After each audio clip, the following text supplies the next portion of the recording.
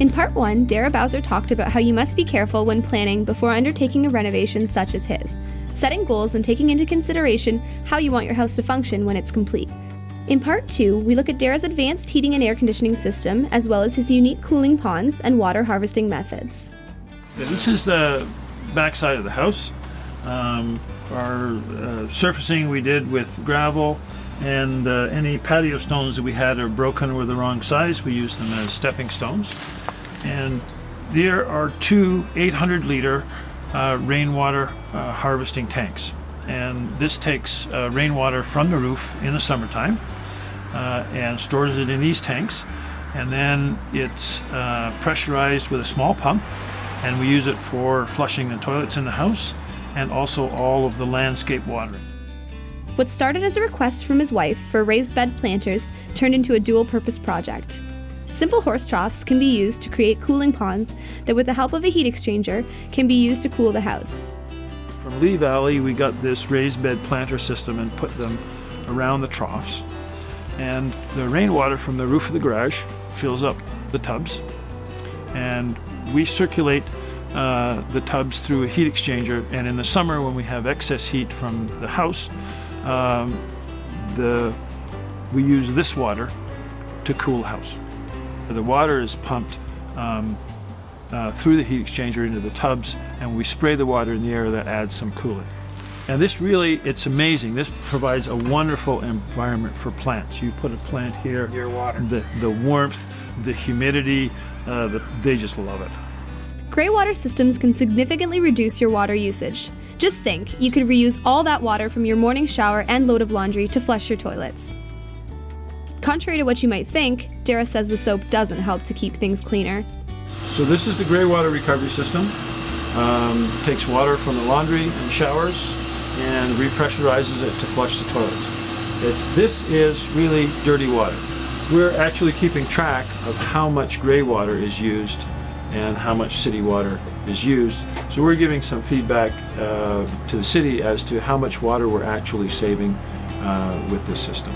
Compared to the rainwater system, this takes lots of maintenance. You have to put chlorine pucks in it so it doesn't smell bad. You have to clean the filters regularly. It's pretty high maintenance little beastie. What you see behind me here is really complicated, but you do not need something like this to have a really energy efficient house. This is really an advanced hybrid heating and air conditioning system, not on the market, very prototypical.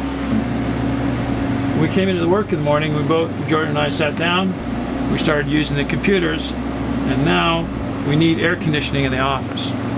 So these spikes are the cooling system coming on and off for the office.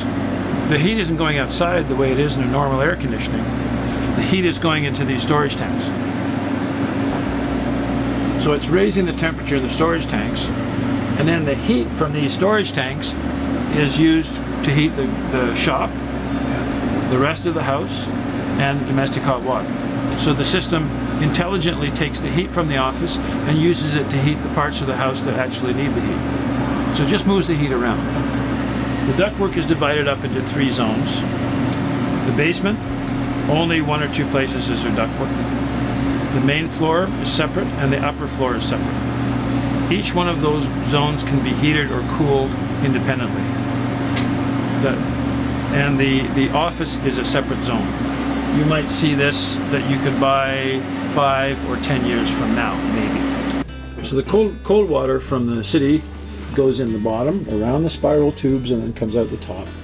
So that while you're taking a shower, the warm water that goes down the drain when you're taking a shower goes inside that big copper tube at the same time as the cold water in the city is coming in, so the heat from the shower water warms the incoming city water before it goes to the hot water tank.